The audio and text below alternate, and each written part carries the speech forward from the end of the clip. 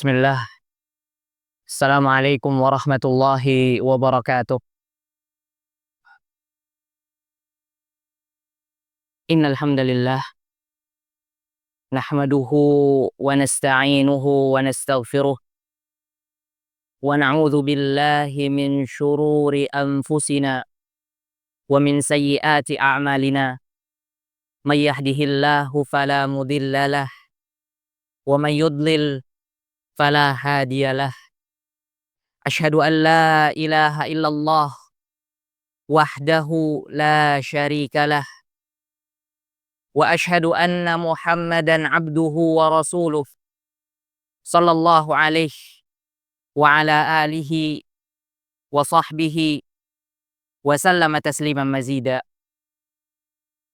Qala Allah ta'ala fi kitabihil karim, a'udzu billahi minasy syaithanir rajim. Ya ayyuhalladzina amanu taqullaha haqqa tuqatih wa la tamutunna illa wa antum muslimun. Ya ayyuhan nasu attaqu rabbakumul ladzi khalaqakum min nafsin wahidah wa khalaqa minha zawjaha wa batha minhuma rijalan katsiran wa nisaa. Wattaqullaha alladzi tasaaluna bihi wal arham. Innallaha kana 'alaikum raqiba. Ya ayyuhalladzina amanu taqullaha wa qulu qawlan sadida yuslih lakum a'malakum wa yaghfir lakum dhunubakum wa may yuti'illaha wa rasulahu faqad faza fawzan 'azima. Hadirin azani Allah wa iyyakum jami'an.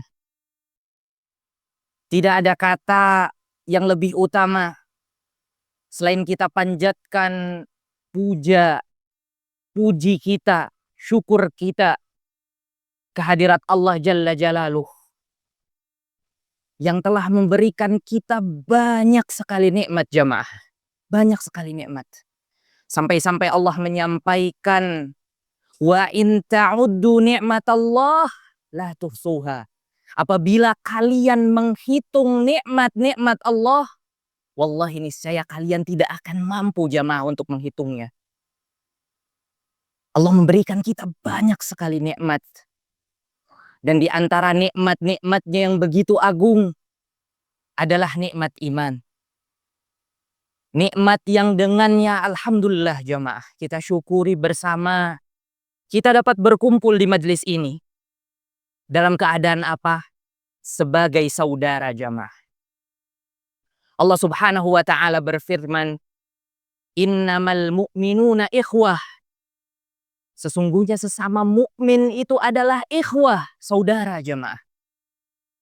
Lalu di antara nikmat yang lain yang Allah subhanahu wa ta'ala berikan kepada kita adalah nikmat Islam.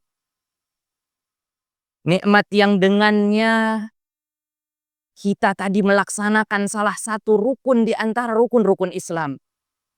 Salat 5 waktu. Yang mana kita yakini kelak salat ini merupakan ibadah pertama yang ditanya oleh Allah subhanahu wa ta'ala ketika kita meninggal jemaah.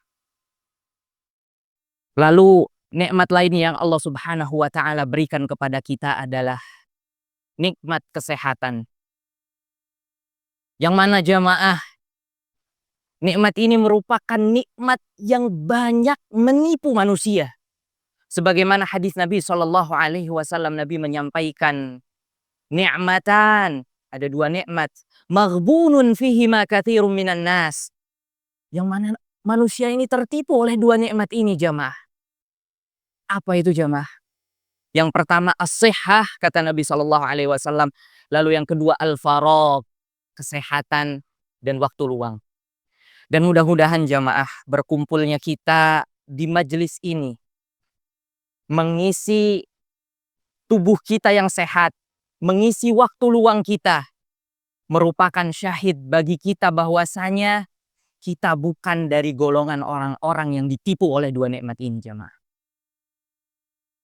Salawat serta salam semoga tetap tercurah kepada junjungan alam Nabi kita, qudwah kita Muhammad sallallahu alaihi wasallam. Yang mana kita kelak jamaah ketika di hari kiamat kita mengharap syafaatnya jamaah. Kita mengharap syafaatnya. Dan juga keluarganya yang mana setiap hari di solat-solat kita bersolawat kepada Nabi kita dan keluarganya. Kita membaca Allahumma salli ala Muhammad wa ala ali Muhammad.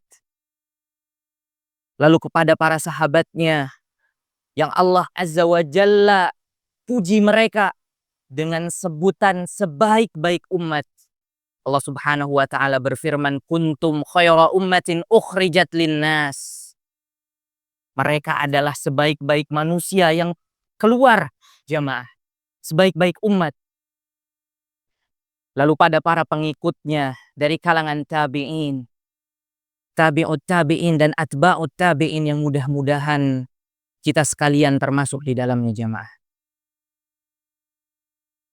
Hadirin, a'azani Allah wa iyyakum jami'an. Berbicara tentang manusia di dunia ini, alhamdulillah kita diberikan banyak sekali nikmat oleh Allah Jalla Jalaluh. Dan di antara nikmat yang Allah Ta'ala berikan kepada kita adalah kita memiliki yang namanya perasaan jemaah. Kita memiliki yang namanya perasaan. Yang mana dengannya kita akan merasa marah apabila ada yang menyinggung kita. Yang mana dengan nikmat perasaan ini kita akan menangis jemaah. Kalau ada sesuatu yang membuat kita sedih. Yang mana dengan nikmat perasaan ini kita akan tertawa jemaah. Ketika kita merasakan sesuatu yang membahagiakan kita. Dan di antara nikmat yang Allah berikan kepada kita dari perasaan ini adalah perasaan cinta jemaah. Perasaan cinta. Yang mana dengannya kita mencintai anak-anak kita. Mengasihi pasangan kita, istri kita, suami kita, sanak saudara kita. Sampai-sampai Allah Jalla Jalaluh berfirman, "Zuyyina linnasi hubbus syahawati minan nisa'i wal banin." Sungguh Allah telah menghiasi manusia dengan perasaan cinta jemaah.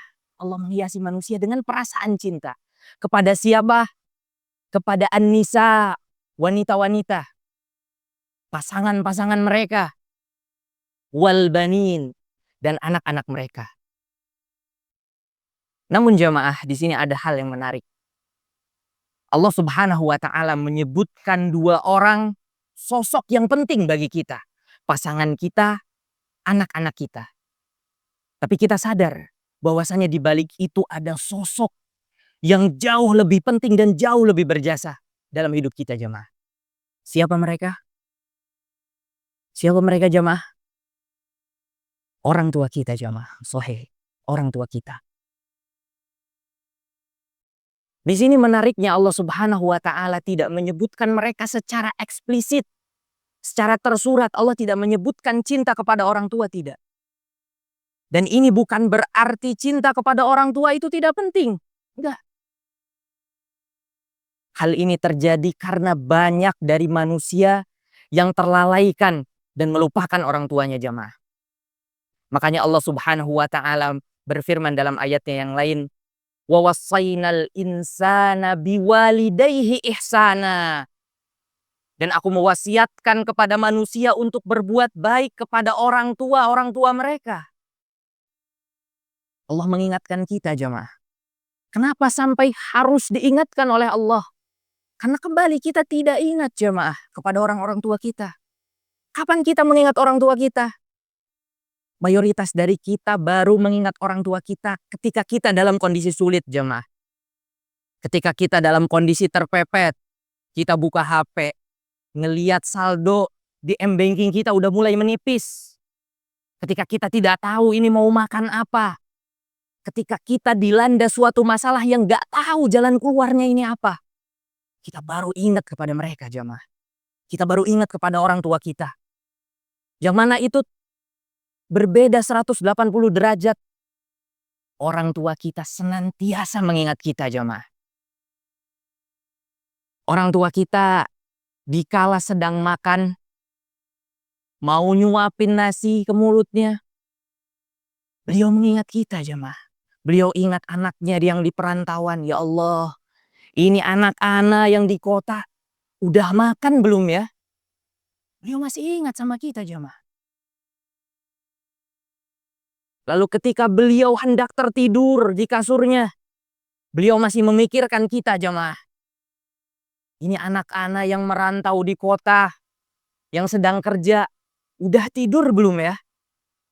Tua ingat kepada kita jamaah. Dan orang tua akan lebih mengingat kita ketika kita sulit. Hal ini berbeda 180 derajat jamaah. Kita ingat orang tua ketika kita sulit. Baru ingat orang tua. Orang tua akan lebih mengingat kita ketika kita menceritakan bahwasanya kita sedang sulit jamaah. Maka Allah Subhanahu wa taala mengingatkan kita untuk berbakti kepada mereka. Lalu Allah Subhanahu wa taala melanjutkan firman-Nya, "Hamalathu ummuhu kurha." Dan ibu kita yang mengandung kita berapa lama jamaah? 9 bulan.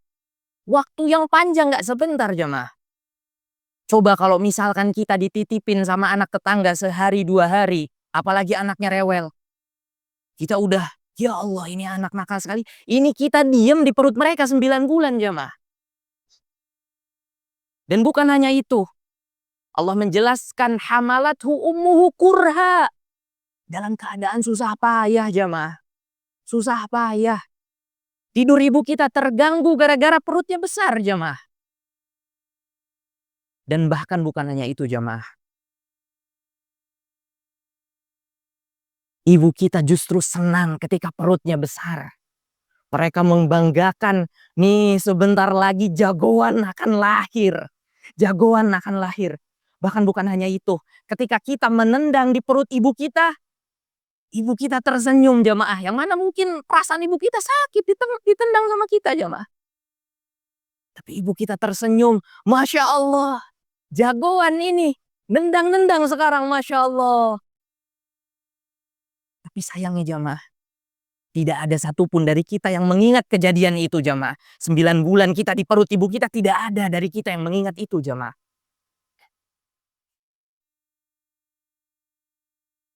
Wa wada'athu kurha. Lalu Allah melanjutkan. Wa wada'athu kurha. Dan ibu kita melahirkan kita juga dalam kondisi susah payah jamaah.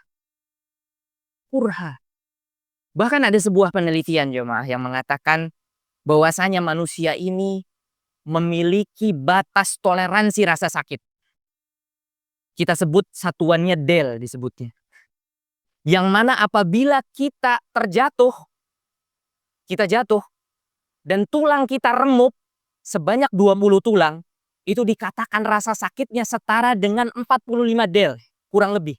Dan ini mengancam nyawa jemaah, mengancam nyawa manusia. Namun apa yang dirasakan ibu kita ketika melahirkan kita? Rasa sakitnya melebihi itu jamaah. Dikatakan oleh para peneliti rasa sakitnya 57 del. Jauh di atas ambang batas rasa sakit manusia. Ini semua demi apa? Demi mendengar tangisan kita di saat kita dilahirkan jamaah. Subhanallah.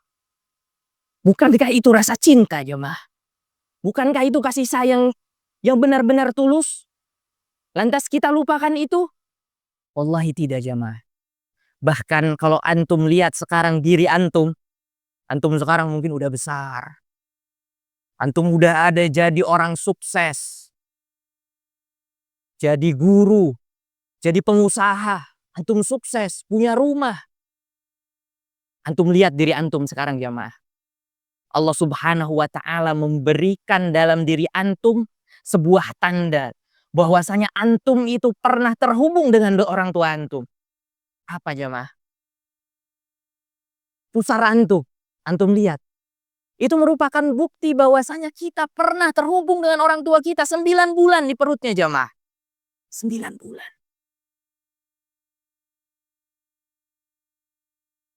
Dan benar apa yang disampaikan oleh Umar ibn al-Khattab radhiyallahu taala anhu.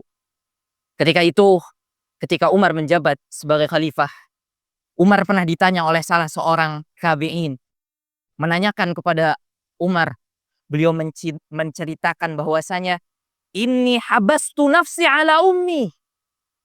Aku menyerahkan kehidupanku, jiwaku untuk ibuku. Karena pada saat itu ibunya sedang sakit parah, jamaah. Udah gak bisa ngapa-ngapain. Pemuda itu menceritakan kepada Umar bahwasanya aku menyuapi ibuku. Aku menggendong ibuku. Lalu di akhir pemuda itu menanyakan kepada Umar, Atarani anni qad jazaituha? Apakah engkau melihat wahai Umar, wahai Amirul Mukminin, bahwasanya aku telah membalas apa yang telah orang tua lakukan kepadaku dulu? Mengandung kita, membesarkan kita. Apa kata Umar? La, wallahi la. Kata Umar, tidak. Kalian tidak akan pernah bisa membalasnya. Karena kenapa? Karena ketika ibu kita dahulu, jamaah, mengurus kita di saat kita nggak bisa ngapa-ngapain. Kita nggak balik badan aja nggak bisa. Ibu kita mengharap kita tumbuh besar, berumur panjang, hidup sukses. Namun apa yang dilakukan pemuda tadi? Ia merawat ibunya, naam jamaah, merawat ibunya. Tapi ia mengharap ibunya segera meninggalkannya. Maka tidak akan pernah terbalas jamaah. Lalu Allah Subhanahu wa taala berfirman di ayat yang lain, wal walidatu yurdi'na auladahunna haulaini kamilaini liman arada an yutimma ar-radha'ah. Dan ibu-ibu yang menyusui anak-anaknya selama 2 tahun. Setelah tadi kita ceritakan 9 tahun mengandung. Waktu yang panjang. Penyiksaan kita terhadap ibu kita gak berhenti sampai di situ saja jamaah. Gak berhenti sampai di situ. Ibu kita masih harus menggendong kita 2 tahun jemaah. Menyusui kita. Tidur malamnya terganggu. Supaya apa? Supaya dia bisa melihat kita tumbuh besar jemaah. Lalu Allah Subhanahu wa taala melanjutkan, wa 'alal mauludi lahu rizquhunna wa qiswatuhunna bil ma'ruf. Dan kepada seorang ayah, diwajibkan kepada seorang ayah untuk memberikan makan berupa rezeki, wa kiswatuhunna, dan pakaian kepada ibu dan anaknya bil ma'ruf, dengan baik jemaah. Di sini Allah Subhanahu wa taala menyebutkan juga perjuangan seorang ayah. Yang berjuang membesarkan kita bukan cuma ibu kita jemaah. Ayah kita juga. Ayah kita rela meninggalkan kita. Mungkin kita ada di sini yang ayahnya pergi jauh ke kota merantau, meninggalkan kita. Meninggalkan istrinya, anaknya. Untuk apa jemaah? Untuk menafkahi kita. Untuk menafkahi kita jemaah. Yang mana ini merupakan kewajibannya. Ia ingin menunaikan kewajibannya. Maka benar apa yang disampaikan oleh Nabi kita sallallahu alaihi wasallam. Man kharaja fil ardi yatlubu halalan liyakuffa bihi ahlahu fahuwa fi sabilillah. Barang siapa seseorang pria yang pergi di muka bumi ini dengan tujuan apa jamaah? Dengan tujuan untuk memberikan nafkah kepada keluarganya. Apa kata Nabi Shallallahu Alaihi Wasallam? Fahuwa fi sabilillah, dia berada di jalan Allah. Maka dikatakan oleh para ulama bahwasanya ketika seseorang ayah pergi meninggalkan rumahnya untuk mencari nafkah, lalu ia meninggal, dikatakan bahwa ia termasuk golongan syahid. Syahid, langsung masuk surga jemaah. Dan jemaah, ana pernah berdiskusi dengan salah satu rekan ana, seseorang yang ana anggap sebagai rekan dekat, sohib ana yang qarib jemaah. Dia pernah pada saat itu menceritakan kondisinya, dia curhat. Dia mengatakan bahwasanya masalah anak itu banyak. Lalu disebutkan di antaranya masalah ekonomi jamaah. Dan bahkan nggak jarang dia juga minjem ke anak jamaah. Nggak jarang. Kondisinya sulit jamaah. Bahkan ketika dia curhat, dia sambil meneteskan air matanya. Lalu yang terjadi setelah itu, dan anak kebetulan masih di situ jamaah. Anak masih duduk di situ di depan dia. Anaknya nelpon jamaah. Anaknya nelpon. Bi, ini aku mau sekolah. Ada keperluan ini. Sebelumnya dia curhat lagi nangis jamaah. Tapi apa yang dia katakan kepada anaknya? Apa yang dia katakan? Tenang ada Abi. Tenang ada Abi. Wallahi sebelumnya dia mau nangis jamaah. Dia mau nangis. Begitu besar perkorbanan orang tua kita terhadap kita jamaah. Maka bakti kita kepada orang tua merupakan amalan yang begitu agung. Amalan yang sangat-sangat agung sampai Allah Subhanahu wa taala menyandingkan bakti kepada orang tua dengan tauhid kepada Allah Jalla Jalaluhu. Allah Subhanahu wa taala berfirman, "Wa'budullaha wa la tusyriku bihi syai'a. Wa bil walidaini ihsana." Hendaklah kalian beribadah kepada Allah dan jangan menyekutukan Allah. Dan berbuat baiklah kalian terhadap orang tua kalian. Allah menyandingkan bakti kepada orang tua dengan tauhid kepada Allah. Lalu di ayat yang lain jemaah, Allah Subhanahu wa taala berfirman, "Anishkurli wali walidayka." Hendaklah kalian bersyukur kepadaku dan kepada kedua orang tua kalian. Allah menyuruh kita untuk bersyukur kepadanya lalu kepada kedua orang tua kalian ya, Ma. Maka benar apa yang disampaikan oleh Nabi kita Shallallahu Alaihi Wasallam. Dalam suatu waktu Nabi Shallallahu Alaihi Wasallam pernah ditanya oleh salah seorang sahabat, "Ya Nabi Allah, ayyul amali ahabbu ilallah?" Amalan apa yang paling dicintai oleh Allah, wahai Nabi Allah? Nabi Shallallahu Alaihi Wasallam menjawab, "As-salatu fi waqtiha." Jawaban yang pertama, salat pada waktunya. Ibadah kita kepada Allah. Lalu pemuda itu tidak sampai di situ. Beliau bertanya lagi, "Summa ai?" Lalu apa? Lalu Nabi Shallallahu Alaihi Wasallam mengatakan, birrul walidain. Amalan kedua yang dicintai oleh Allah setelah sholat pada waktunya adalah birrul walidain. Maka tidaklah sesuatu jamaah disandingkan dengan tauhid kepada Allah kecuali sesuatu itu merupakan sesuatu yang agung. Dan di sisi lain ketika kita beribadah, kita melaksanakan sholat, kita menunaikan zakat, berpuasa, tentunya kita memiliki satu tujuan jamaah. Kita memiliki satu tujuan, satu titik yang kita tuju. Dan ana yakin jamaah, titik yang kita tuju itu sama. Apa jamaah? Surganya Allah. Titik yang kita tuju adalah apa? Surganya Allah. Dan Allah Subhanahu wa taala telah memberikan kesempatan untuk kita dengan memberikan 8 pintu surga jamaah. Ada 8 pintu surga. Dan ini menunjukkan bahwasanya rahmat Allah itu lebih besar ketimbang adabnya dan murkanya. Karena Allah Subhanahu wa ta'ala menciptakan neraka dengan 7 pintu. Sedangkan surga dengan 8 pintu. Dikatakan oleh Nabi Shallallahu Alaihi Wasallam, fil jannati thamaniyatu abwab. Dalam surga itu ada 8 pintu. Disebutkan di antaranya adalah fiha babun yusammar rayyan. Dan di antaranya adalah pintu yang disebut dengan rayyan jemaah. pintu Rayyan. Yang mana pintu ini tidak dimasuki kecuali oleh orang-orang yang mengerjakan puasa.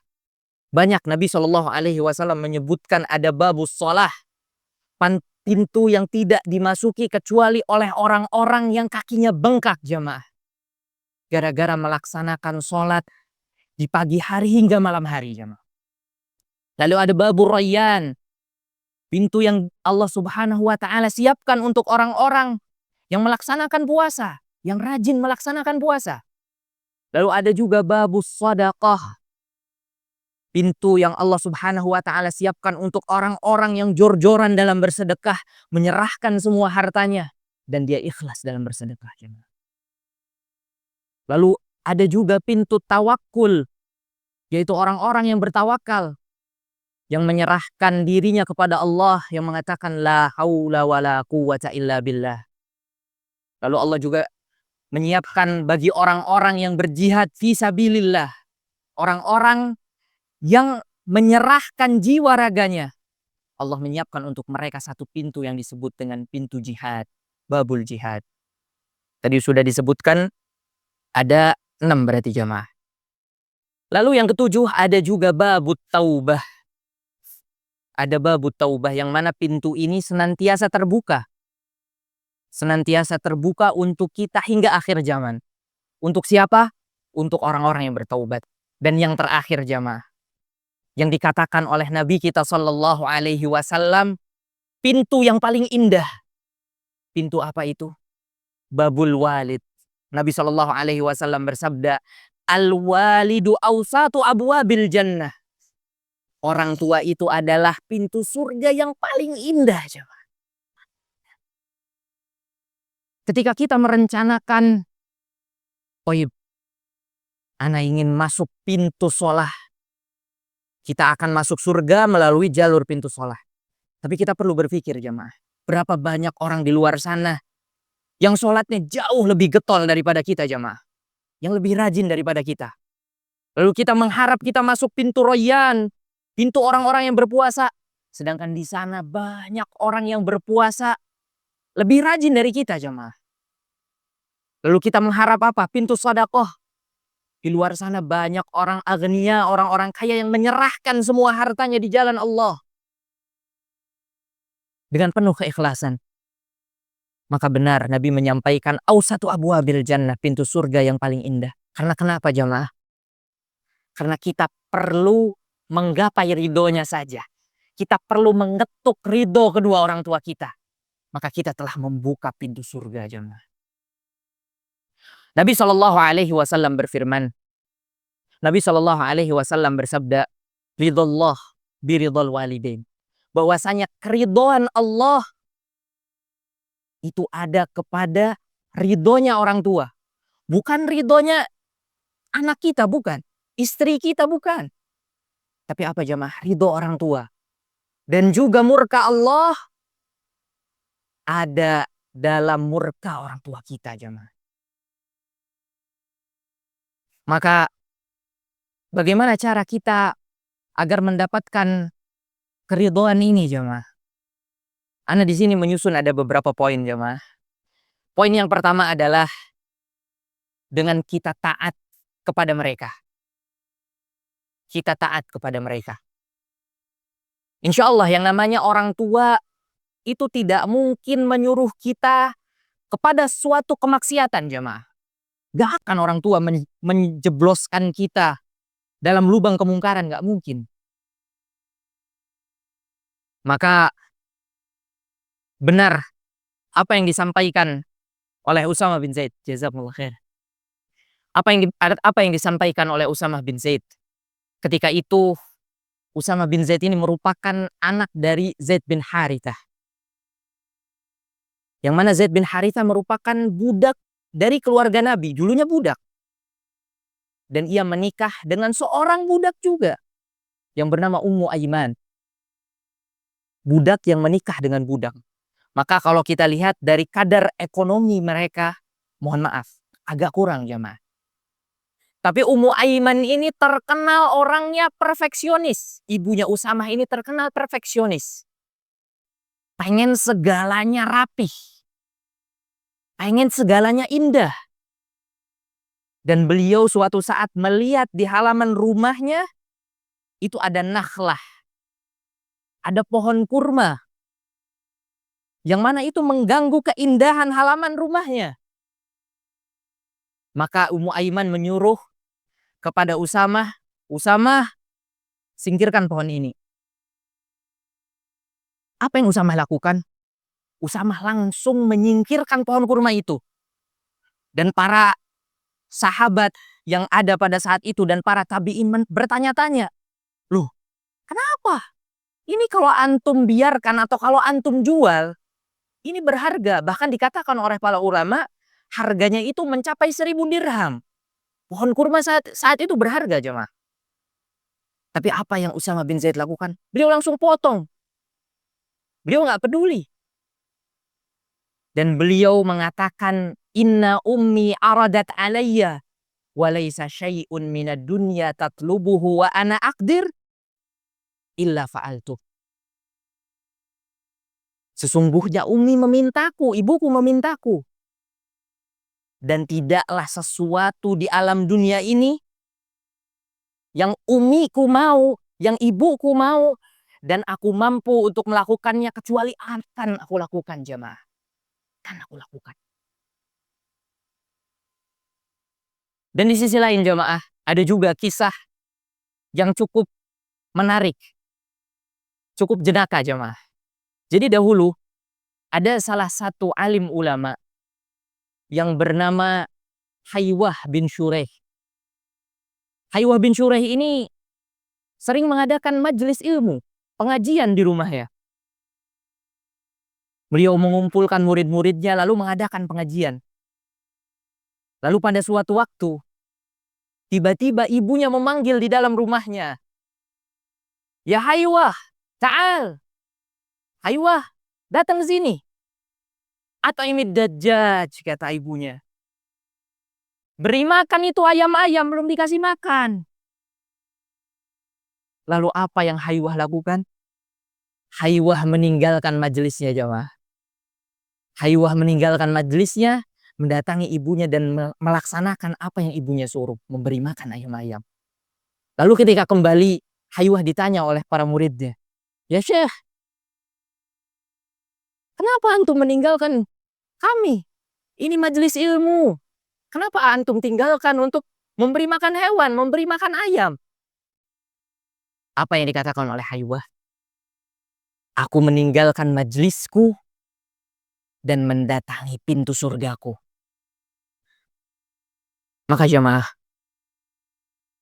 ketaatan kita kepada orang tua kita itu bersifat mutlak tatkala orang tua kita tidak menyelisihi apa yang diperintahkan Allah dan Rasul-Nya.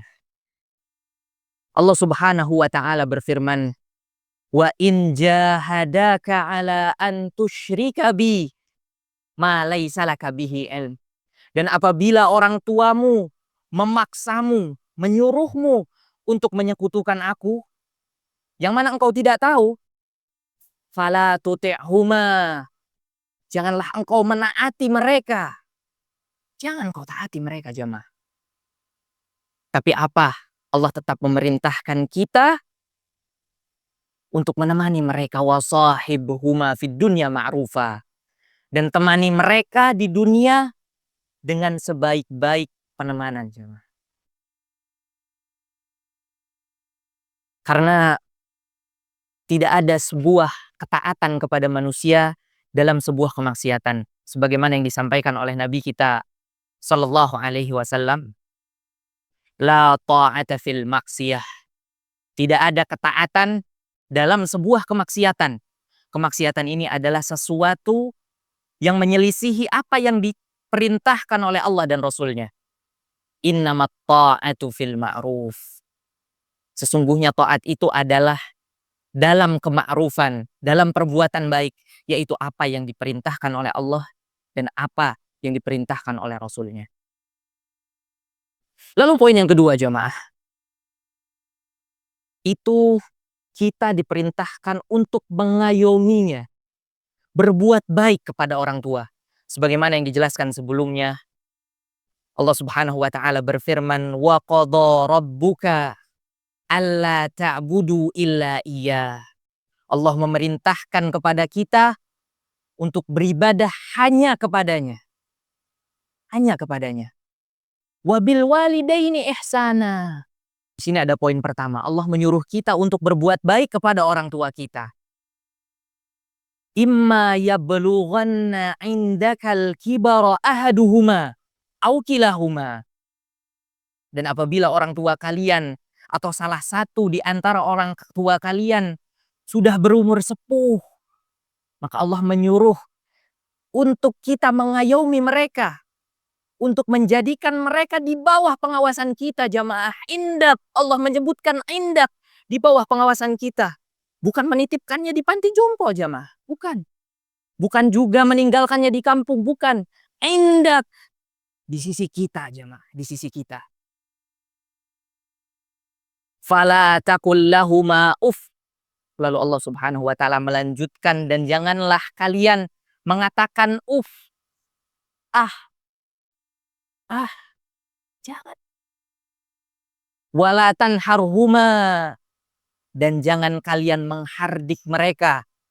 Maka tadi udah disebutkan oleh Allah, berbakti kepada orang tua, lalu menjadikan orang tua di bawah naungan kita, indak, dan yang terakhir, jangan berkata kasar atau berkata kepada mereka dengan perkataan yang lembut, jemaah. Dan bahkan di ayat yang tadi dijelaskan, walaupun orang tua kita menyuruh kita pada kekufuran, pada kesyirikan, Allah tetap mengarahkan kita untuk senantiasa wasahibhuma, dan temanilah mereka fid dunya ma'rufa, di dunia dengan sebaik-baik pelemana.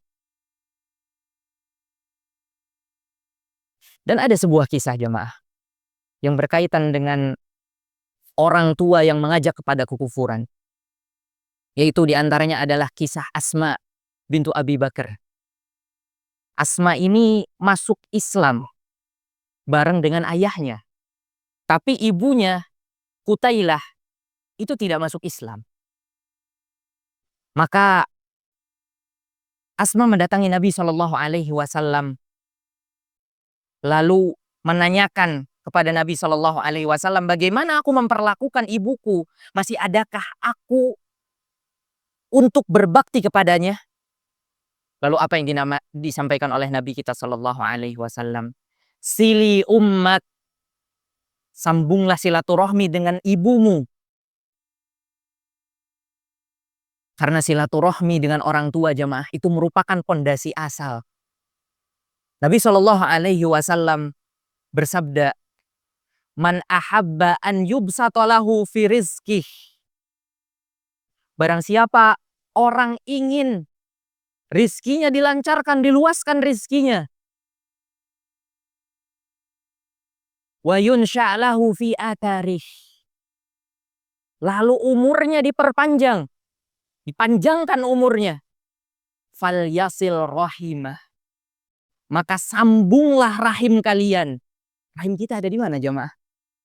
Di perut ibu kita. Maka kita diperintahkan selain bersilaturahmi kepada sanak saudara, dan yang lebih utama adalah kepada orang tua kita, terlebih kepada ibu kita. Lalu pernah ada, jemaah, ketika zaman Utsman bin Affan pada saat itu, di musim haji, ada salah satu tabi'in yang datang berhaji. Beliau tawaf menggendong orang tuanya. Dan di saat itu beliau bertemu dengan Ibnu Umar radhiyallahu taala anhuma. Beliau menanyakan kepada Ibnu Umar, wahai Ibnu Umar, aku nih menggendong orang tuaku dari daerahku, dan aku menghajikannya, aku menemaninya, menggendongnya ketika tawaf, ketika sa'i. Apakah aku sudah membalas apa yang dilakukan oleh ibuku dahulu? Lalu apa yang dikatakan oleh Ibnu Umar? La wallahi la, tidak. Walau tolqah wahidah min tolqatiha, Dan itu tidak membalas satupun hala napas ketika ibu kita melahirkan kita. Tidak membalas satu hala napas ketika ibu melahirkan kita, jemaah. Bakti kita yang seluar biasa itu tidak dapat menggantikan satu hala napas ibu kita. Lalu jemaah, poin yang ketiga yaitu adalah mendoakan mereka. Baik, dikarenakan waktunya sudah waktu adzan, mungkin kita selang dulu dengan adzan Isya. Ayo, nanti insya Allah setelah adzan akan dilanjut. Lalu di poin ketiga yaitu adalah mendoakan mereka, jamaah. Mendoakan ibu dan ayah kita, orang tua kita. Dan disinilah puncak bakti dari kita, jamaah. Karena ketika mereka hidup, orang tua notabene tidak mau untuk disusahkan, untuk menyusahkan anaknya, gak mau. Mereka enggan untuk meminta bantuan kepada kita. Namun hal ini berbeda ketika mereka telah terkapar dalam lahatnya. Mereka hanya menunggu doa dari kita, jemaah. Maka ketika seseorang, anak Adam meninggal, terputus semua amalannya kecuali 3 perkara. Dan orang tua kita menantikan 3 perkara ini. Nabi SAW bersabda, "Idza matal insan." Dan ketika seorang manusia wafat, in qata'a anhu amaluhu illa min thalat. Terputus amalannya kecuali 3 perkara ini. Yang pertama, shadaqatin jariyah. Iya, kalau misalkan ibu kita dahulu pernah bersedekah, yang mana sedekahnya dipergunakan sampai sekarang. Lalu yang kedua, ilmin yuntafa'u bih. Ilmu yang mana ilmunya dimanfaatkan oleh orang-orang setelahnya. Nah, kalau misalkan orang tua kita guru mungkin dapat poin ini. Tapi bayangkan kalau misalkan orang tua kita bukan orang yang bersedekah dahulunya. Bukan juga seorang guru yang mengajarkan. Apa yang mereka tunggu, jamaah? Yang mereka tunggu poin ketiga. Awaladin salihin yada'ulah. Atau doa anak soleh yang senantiasa ketika orang tuanya sudah terkapar, anaknya mendoakan mereka.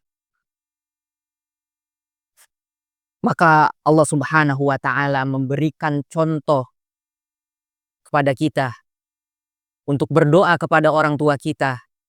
Dalam sebuah ayat Allah Subhanahu wa ta'ala berfirman, "Wa qur rabbirhamhuma kama rabbayani shaghira."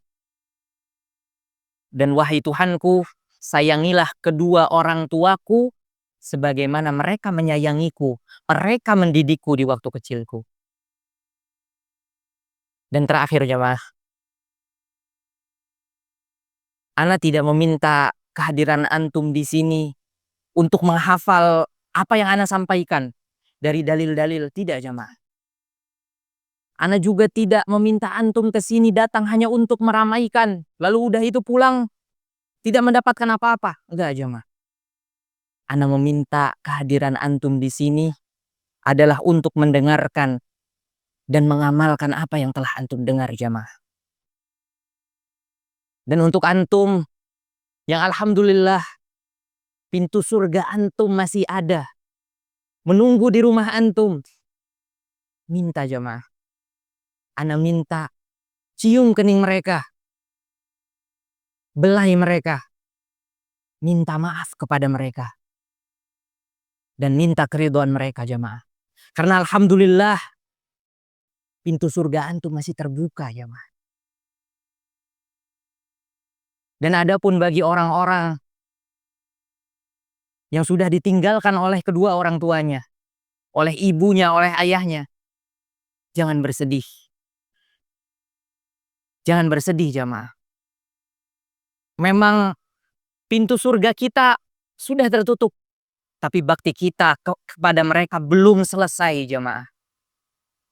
Kapan bakti kita selesai? Ketika kita kelak wafat, baru bakti kita selesai. Lalu apa yang dapat kita lakukan kepada orang tua kita yang sudah meninggal?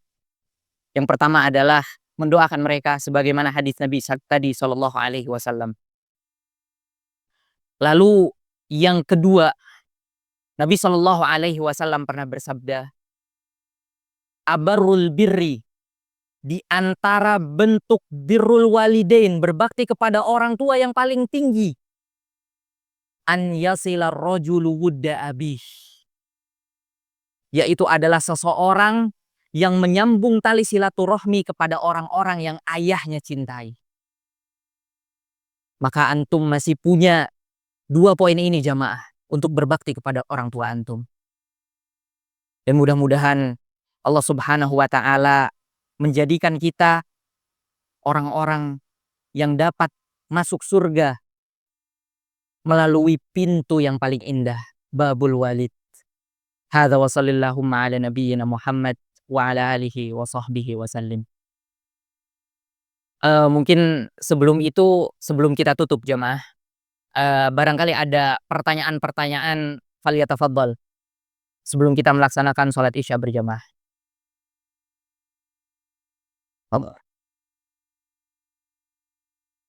Waalaikumsalam warahmatullahi wabarakatuh.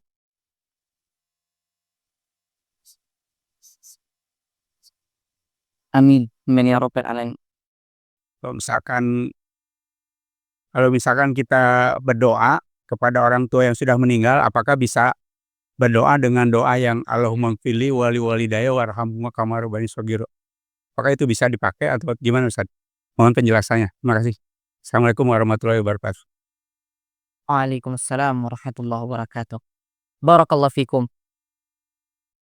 Dalam berdoa, Allah Subhanahu wa taala tidak mengkhususkan kita untuk berdoa dengan sesuatu kecuali dalam ritual ibadah.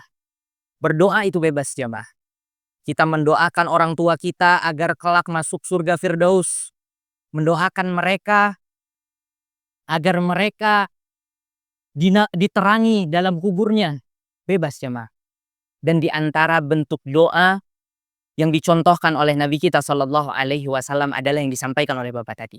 Allahumma gfirli wali walidayya warhamhuma kama rabbayani shaghira. Namun adapun di luar itu jamaah, kita bebas untuk mendoakan hal-hal lain untuk kebaikan orang tua kita, baik yang orang tuanya masih hidup ataupun sudah meninggal. Bebas. Karena Allah Subhanahu wa taala berfirman, wa qala rabbukum ud'uni astajib lakum. Dan Allah Subhanahu wa taala menyuruh kita untuk berdoa kepadaku, niscaya aku akan mengijabah doa-doa kalian. Dan doa bebas, tidak terpaku dengan lafaz tertentu. Namun di sini ada beberapa poin yang menjadi ikhtilaf di kalangan ulama, yaitu di antaranya adalah ketika kita mendoakan orang tua kita dalam sholat kita. Karena mayoritas dari kita jamaah kita menggunakan bahasa ibu kita, bahasa Indonesia. Maka sebagian ulama mengatakan bahwasanya tidak boleh bagi kita untuk mengucapkan sebuah doa dalam sholat kita menggunakan bahasa Indonesia. Ini pendapat pertama. Namun sebagian mengatakan tidak apa-apa. Tidak apa-apa. Wallahu ta'ala. Oh, toyib. Mungkin untuk ibu-ibu bisa menulis pertanyaan mungkin dan diserahkan kepada panitia. Al-Fadhal. Di antara yang telah ditetapkan oleh Allah Subhanahu wa taala adalah ajalnya Ustadz. Bagaimana dengan hadis yang tadi yang disampaikan oleh Ustadz, kalau berbakti akan dipanjangkan umurnya? Apakah ada pertentangan dengan yang telah ditetapkan umurnya ataukah tidak? Baik, barakallahu fikum. Yang namanya ajal jamaah itu sudah ditentukan. Kapan ditentukannya? 50.000 tahun sebelum apa? Bukan sebelum kita diciptakan. Sebelum langit dan bumi itu diciptakan. Maka dikatakan dalam sebuah hadis, rufi'atil aqlam wa jaffatis suku. yang namanya pena yang menulis takdir seluruh manusia, takdir seluruh alam semesta, itu telah selesai, telah diangkat. Wajaffatis suhu, dan telah kering tintanya, jemaah. Dan takdir ini kembali ditulis. Tahunan, harian, mingguan. Dan takdir ini juga ditulis ketika kita dikandung di perut ibu kita. Bikatbi rizkihi wa ajalihi wa amalihi asyakiyun au sa'id. Kata Nabi SAW. Maka sebenarnya semua ini sudah ditetapkan, jemaah. Namun di antara sabab musabab umur kita dipanjangkan adalah dengan kita bersilaturahmi. Itu di antara sebab dipanjangkannya umur kita, jemaah. Maka adapun takdir tetap Allah Subhanahu wa taala telah menuliskannya. Namun di antara sebab Allah Subhanahu wa taala menuliskan umur kita panjang di takdir itu adalah dengan kita memperbanyak silaturahmi. Wallahu taala a'lam. Firman Allah, walikuli ummatin ajal, fa idza jaa ajaluhum la yastakhiruna sa'ata wa la yastaqdimun. Pengertian ajal di sini apakah ajal individu atau ajal umat-umat gitu ya. Maksud ayat itu. Apakah umat terdahulu gitu ya contohnya. Baik. Barakallahu fikum. Dalam ayat ini Allah Subhanahu wa taala mengatakan walikulli ummatin ajal, bahwasanya setiap umat itu memiliki ajalnya masing-masing, umurnya masing-masing. Fa idza jaa ajaluhum, dan ketika datang kepada mereka ajal-ajal mereka, la yastakhiruna sa'ata wa la yastaqdimun. Mereka tidak dapat mengakhirkan ataupun mempercepat ajal tersebut. Wallahu taala alam. Yang anak ketahui bahwasanya di sini Allah Subhanahu wa taala menceritakan bahwasanya ajal manusia itu telah ditentukan. Ajal individu itu sudah ditentukan sebagaimana ajal-ajal umat sebelum kita. Mungkin kita banyak melihat umat sebelum kita umurnya panjang. Makanya di sini Allah menyebutkan walikulli ummatin ajal. Setiap umat itu memiliki ajalnya masing-masing. Ada yang ajalnya mungkin umurnya panjang. Dan ada juga yang ajalnya mungkin umurnya pendek. Dan dikatakan bahwasanya umat Muhammad ini agak sedih sih jamaah ya. Umurnya tuh baina sittin wa sab'in. Umur kita itu hanya baina 60 tahun sampai 70 tahun ya, Mak. Mayoritas di antara itu berbeda dengan umat-umat terdahulu. Namun insya Allah itu tidak menghalangi kita dalam berbuat baik. Meskipun umur kita pendek, Allah Subhanahu wa taala telah memberikan kita kesempatan untuk beribadah lebih. Yaitu dengan apa? Salah satunya adalah dengan Allah Subhanahu wa taala menurunkan salah satu malam di bulan Ramadan, yaitu adalah malam Lailatul Qadar, sehingga kita dapat menandingi ibadah-ibadah kaum sebelum kita. Wallahu taala alam. Untuk ibu-ibu nggak ada pertanyaan? Baik. Mungkin kita cukupkan majelis kita pada hari ini sampai di sini jamaah. Wallahu taala alam. Hadza wa sallallahu ala nabiyyina Muhammad wa ala alihi wa sahbihi wa sallam. Assalamu alaikum warahmatullahi wabarakatuh.